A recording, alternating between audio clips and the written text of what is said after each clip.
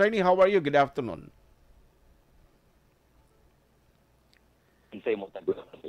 Thank you for the time. Sir, nagkuandalikyat ko nga magkuha sa imo oportunidad kag ulamon ko anay imo sininga tiempo kay ini may panibag-o nga proposal sumong sa House of Representative nga nagaplano nga ti-extend ang term of office sa mga barangay kag SK officials. Nanong personal view mo diri sir? Una, naka-state ang ruling sa Supreme Court itong last year regarding isang extension or ng sa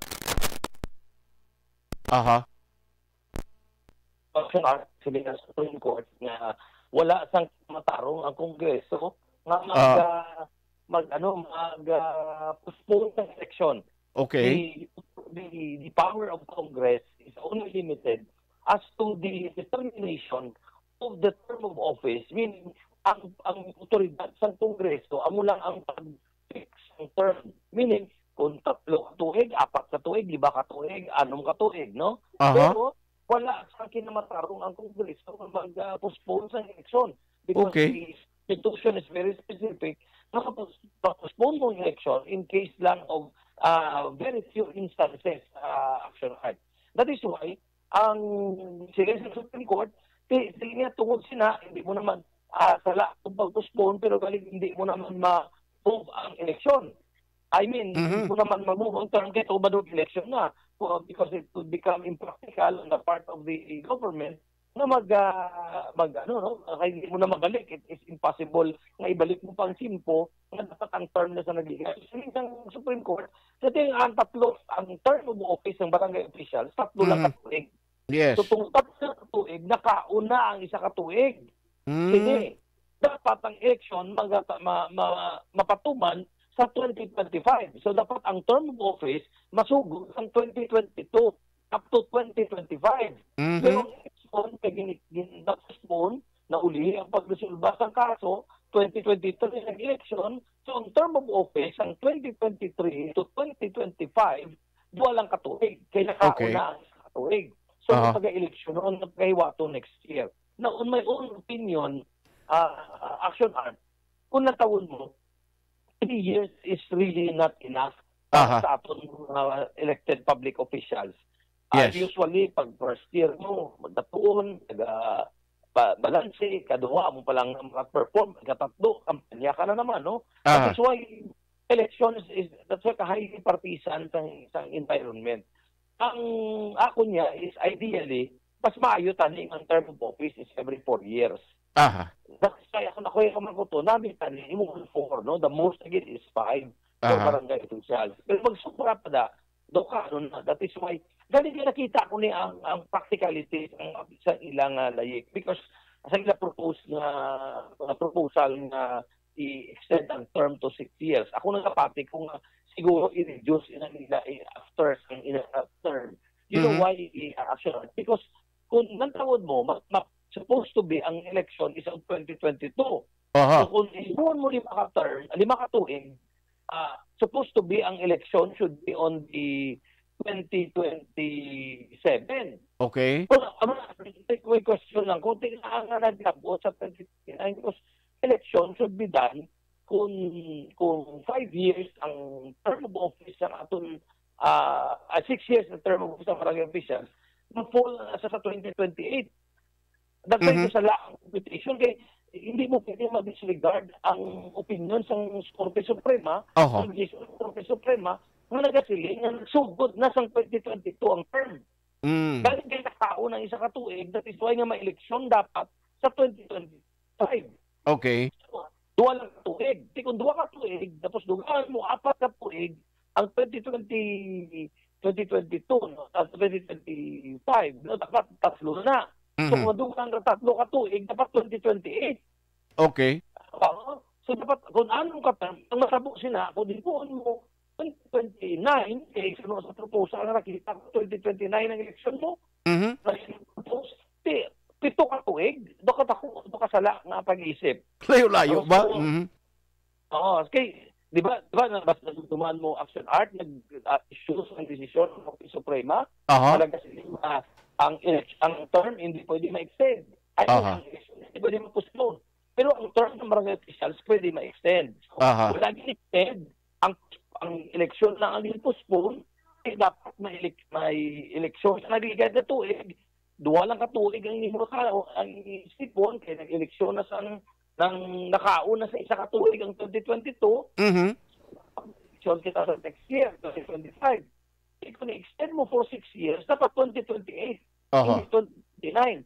Kung sa akong pagpati action art, it's too long, no? Ang anong katuig. In fact, as I said, ang isip ko, ito katuig ang proposal nila ni Speaker Romualdez, sobra kalaba kayo. Aha. It's also isang konstitusyon natin kay sa aton Supreme Court na desisyon kay siling ko gani ang Supreme Court ni kasiling nga dapat 2025 3-year term na eleksyon. Mhm. Dugang another 3 years dapat 2028. So Mhm. yeah, is 2029. So that is why kung ako yung lang ang 2029 so it becomes 7 years. Aha. 6 years lang ang 2029. Tapos I think 4 years. Aha. Most likely ang or 5 years 2020 Mhm. election. Yes. So, nagapati ka, ang imo view amo ni, no? Kung in kaso giman nga insister gid ni sang House of Representative, nagakinahanglan ini sang counterpart sa Senate. So, sa gyapon kung ninali idangop ini sa Korte Suprema, basi hindi man sa gyapon maporso. That is correct because ang Supreme Court Mm. sa Korte Suprema kaya nagkasiling ang Korte Suprema may eleksyon gid dapat 2025. Kay Okay. tatlo katuig lang ang term. So kung mo anong katuig ang incumbent officials naton, butanta anong katuig sila plus 3, 2025 plus 3, 2028 lang. Okay. Ito as I said, no, siguro mas maayo 20 ng 4 ng katuig. Aha. So 2026 is the best election. But again, it is the decision of the Congress to determine the term of office. Medyo debatable ang isip kay isang oras. Kay practical man abi, kung taon mo, Aha. Kung ka naman ako, Aha. election, another plus 3 years, election naman. Aha. Pagka May, magasto ang gobyerno. Pagka October, magasto na naman ang gobyerno. You know, sa taga-eleksyon, ang pinakagamay na magastos ang gobyerno, pwede rubo, halos isa ka 100 million basta eleksyon ang pagayon, 100 billion. Correct. Eleksyon. Kasakit kayo, nga madamo nga programa sa edukasyon, sa infrastruktura, sa social services, ang makapagtungkol sa eleksyon. That is why I am in favor of the extension of the term but not that long action art. Okay. Well said, no? At least may ideya kami kag kuha namon, no? Masunod namon ini nga mga development kay ti kun pensaron gid being an incumbent barangay official pabor niya si imo mo pero ti may asmayo na nga may ara sa mga thoughts bala nga ikaw personally ang imoy opinion nakita ta ang mga kwan sini no epekto kag galing gid amo gambal sinila ti do luyag niya namon niya dason niya nga eleksyon si attorney distrito hindi lang sa barangay na lang daw sini nga eleksyon do plano nila kuno tibong kanlas konsiyo ya mo. Kung taon ko na nung ayo para sa aton. Siyempre naman, ang aton malawig nga tiniyon, dira magiging sa konseho. Ang konseho, for the last 10 years, for 3 terms. So, ginahulat ko man ang desisyon sa partido sa Team Asenso ni Mayor Albi, ni Congressman Greg nga anytime soon. They will be releasing kung ano ang linyada nga pagdalaganan sa Team Asenso. So, I have said and I've told them that ang ako niya I am always subject to the decision of the party. I submit myself to the decision of the party kay party man kita yan partido. I am ready to run whatever position they want me to run. Pero as I said, ari ko ang akong priority at this point in time is bilang kapitan sa akong barangay, no, dito sa barangay Singkang Airport. Pero sir, ari okay sumong bala ang may mga ginapang send sa akon, may mga ginapang share, may mga galinyahanay na gahimo sang ila ka galingon nga malinyahanay, ginaangot si Vice Mayor Elcid Familiaran may linyada mga aras Mayor Albi, ari man sa piyak may linyada man nga aras si Kong Greg, si kunano gini man, saan o gidayhan makahimo sang ang partido ang inyo sa Team Asenso sang final listing sini at the end of the day guluyag sang tao naging may baluan sa mundo at na gid sila mo. Ako yung action art, abo niyang ako mambal. I am the official spokesman of Mayor Albi. Yes, sir. So, first statement I make, I always, I can attest ng it is the statement of the mayor. Okay. The mayor says, and amo niyang hambal ni Mayor Albi, and I address this to everyone. Sila ni Mayor Albi, ang iya option 5 kabilog. Okay.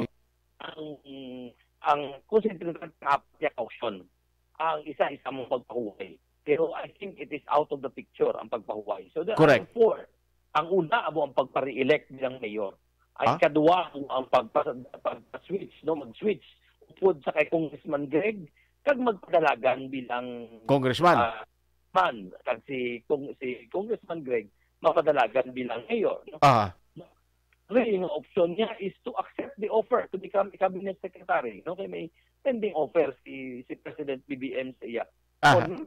To run for higher office, which is to run as senator. Amo nang ang klaro niya. Now, as far as si Congressman Greg, ang iyang balik Congressman Greg, and I quote Congressman Greg, sabi niya, kung ano ang desisyon ni Mayor Albi, I submit to the decision of Mayor Albi. So, amo na sa isa kita ka partido, and I always adhere sa desisyon ni Mayor Albi. Kasi ni Mayor Albi, ini official naman niya ginambalan, and you are known to this statement ni Mayor Albi, ang pagpadalagan bilang congressman, kung hindi padalagan si Mayor Albi bilang congressman, ina ni Congressman Greg to take. Di ba mo nang balya? Okay. It is Congressman Greg, no, being the incumbent congressman, who has to say kung sino mo padalagan bilang congressman. That is why istorya, ining mga ginahambal sa iban, ining mga ginahapik nila. Wala ko comment sinadira, but the mayor statement is very clear. His option is still open, ang 4 kabilog pinapilian. Congressman Greg, as he said, stealing ni Mayor Albi, is part of the Asenso, and the relationship is strong. Ironclad, kag hindi yan timbag sa una, mga intriga, dira? Ever na run as congressman, as congressman si Mayor Albi, it would be Congressman Greg to decide kung sino ang kandidato. Yes, sir. Wala sang poder, no comment to that parte sa mga issue nga kung ginapang nila kung no si Vice Mayor Elcid. So not even once that I have seen him attending a political meeting with Team Asenso. Official functions, yes, but in so far as the party is concerned, wala siya. Ang instruction ni Mayor Albi sa akon, kagang iya statement ni Mayor Albi, which is consistent at this point in time, kung wala yung naging bawi, is ang pagdesisyon sa pagpili sa congressman, isa sa iyang opsyon. Pag kaso hindi na magdalagan Congressman Greg will be the one to have the say kung sino ang magdalagan sa pagka-congressman. I don't sa ining mga gakalatabo subong mga realignment, nakadlaw lang ining mga not every realignment, but istorya, no? Istorya sa mga kapihan, sa ining mga kunano mga ginaplastar sa mga nagahambal abi nga sila mga political analyst whatever whatsoever. Hindi kaya kapihan, no? Kaya ang iyan ni Mayor Albi is very consistent sa kanyang statement. His options are open. I-announce siya in the right time, and that would be this before siguro ako pagpati early September, no? Okay. He will make the announcement kung anong matabo sa Team Asenso. Yes, sir. And ining mga ginahimo sa iban, gakadlaw gani si Mayor Albi niya to kay pakuya may ginambal ko laganan ko was it there already. Gani man. Anyway, so it's very clear na wala kaya sang may gintagaan blessing nga kung sino madalagan sa for whatever position. Except the statement that his options are open and it is for, and Congressman Greg has a say in so far kung sino madalagan bilang congressman. Sige, on that note, salamat gid attorney for the time, and God bless sa imo hopefully. Mahulat nun namon and the right time, and ang announcement na gid especially comes September. Salamat gid sir, good afternoon sa imo. Mayong hapon. Action Reports, Afternoon Edition.